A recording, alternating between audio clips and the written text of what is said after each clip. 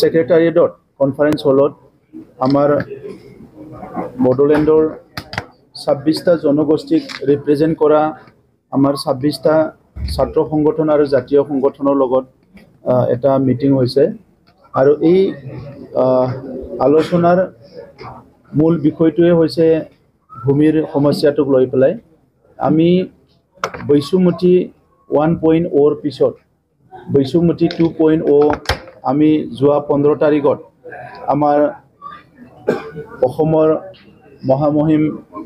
ৰাজ্যপাল ডাঙৰীয়াৰ হাতেৰে আমি লঞ্চ কৰিছোঁ আৰু আগত বৈশুমতি 1.0 আমি 14টা বিভিন্ন সেৱা আগবঢ়াইছিলোঁ আৰু ইতিমধ্যে বৈশুমতি 1.0 অনলাইন যোগেদি আমাৰ প্ৰায় 1,90,000তকৈ অধিক পৰিয়ালে এপ্লাই কৰিছিলে আৰু এতিয়ালৈকে আমি 1,70,000 আমি পৰিয়ালৰ সমস্যা অনলাইন যোগেদি সমাধান কৰিলোঁ অফলাইন যোগেদিও বহুত আছে কুল মিলাই আমি 4 বছৰত 3,23,000 ভূমিৰ সমস্যা সমাধান কৰিলোঁ আৰু বৈশুমতি 2.0 ইয়াত আমি 6টা বিভিন্ন সেৱা আমি দিবলৈ গৈ আছোঁ য'ত লেণ্ড পাট্টা লেণ্ড সেটেলমেণ্ট পিজিআৰ ভিজিআৰ লেণ্ডৰ সমস্যা সমাধান কৰা ইয়াৰ লগতে আমাৰ যিসকলে চাহ বাগান বনাইছে ৰবাৰ বাগান বনাইছে সেইসকলক মাটিৰ অধিকাৰ দিয়া বিভিন্ন সমস্যাবিলাক সমাধান কৰাৰ কাৰণে বৈশুমতি 2.0 আমি ইয়াত লঞ্চ কৰিলোঁ আৰু লগতে আমি টাৰ্গেট ৰাখিছোঁ যে প্ৰথম ফেজত প্ৰায় 47,000 পৰিয়াল আমাৰ তাত লিষ্ট আছে বড়োলেণ্ডৰ যাৰ নেকি এক কথাও ভূমি নাই এক লেচাও ভূমি নাই তেখেতসকলক ভূমিহীন বুলি কোৱা হয় এই ভূমিহীন লোকসকলক আমি প্ৰথমতে তেখেতসকল আমাৰে ভাৰতীয় নাগৰিক আমাৰে খিলঞ্জীয়া হয় সেইসকলক আমি প্ৰথম পৰ্যায়ত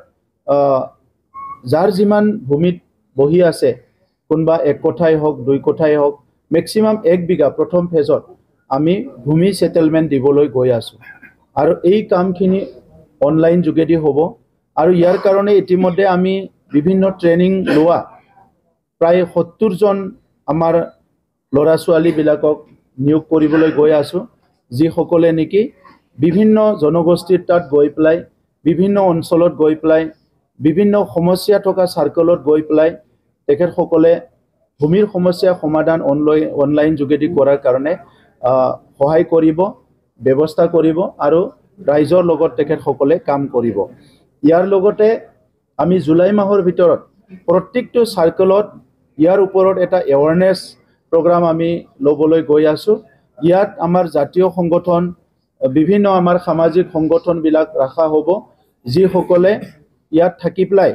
তেখেতসকলে ট্ৰেনিং ল'ব পাৰিব বা শিকিব পাৰিব আৰু এৱাৰনেছটো ল'ব পাৰিব আমাৰ বহুত সময়ত ভূমিক লৈ পেলাই বহুত মানুহে ৰাজনীতি কৰে ইলেকশ্যন আহিলে ভূমিৰ কথাবিলাক বেছিকৈ ওলায় কিন্তু স্বাধীনতাৰ 78 বছৰত বহুত মন্ত্ৰী আহিল গ'ল এমএলএ আহিল গ'ল চৰকাৰ আহিল গ'ল আজি আমি 4 বছৰত 3,23,000 পৰিয়ালৰ সমস্যা সমাধান কৰিলোঁ কিন্তু আগৰ সময়ত 1,000 সমস্যা সমাধান কৰা মানুহ ওলোৱা নাছিলে আৰু হিটো চাবলৈ গ'লে 17 বছৰত আগৰ চৰকাৰে মাত্ৰ 1,600 সমস্যাই সমাধান কৰি থৈ গৈছে তো সেই কাৰণে আজি আমি চেষ্টা কৰিছোঁ যে বড়োলেণ্ডত ভূমিক লৈ পেলাই কোনো ধৰণৰ যাতে সংঘাত পুনৰ নহয় ভূমিক লৈ পেলাই আমাৰ মাজত ভুল বুজাবুজি নহয় ভূমিক লৈ পেলাই আমাৰ কোনো জাতি জনগোষ্ঠীৰ মাজত ৰাজনীতি কৰিব যাতে নোৱাৰে এই কাৰণে ভূমিৰ সমস্যাটো ম্যাক্সিমাম লেভেলত সমাধান কৰাৰ কাৰণে আমাৰ চৰকাৰখনে আমি আগবাঢ়িছোঁ আৰু যিবিলাক নন কেডাষ্ট্ৰিয়েল এৰিয়া আছিলে য'ত জৰীপ হোৱা নাছিলে এই এৰিয়াবিলাকো অলমোষ্ট more than 80% জৰীপ কৰা হৈ গ'ল ইতিমধ্যে 37 নন কেডাষ্ট্ৰিয়েল এৰিয়া জৰীপ কৰা হৈ গ'ল আৰু কিছুমান নন কেডাষ্ট্ৰিয়েল এৰিয়াবিলাকত আমি ভূমিৰ পাট্টা দিবলৈ ইতিমধ্যে গৈ আছোঁ আৰু তেখেতসকলক ভূমিৰ অধিকাৰটো আমি প্ৰদান কৰিবলৈ গৈ আছোঁ গতিকে আজিৰ সময়ত মই ধন্যবাদ জনাইছোঁ আমাৰ প্ৰত্যেকটা জাতীয় সংগঠন সামাজিক সংগঠন ইয়াত উপস্থিত হৈছে আৰু নিজৰ কথা ৰাখিছে আৰু চৰকাৰে কৰিব বিচৰা কথাখিনি বুজিবলৈ চেষ্টা কৰিছে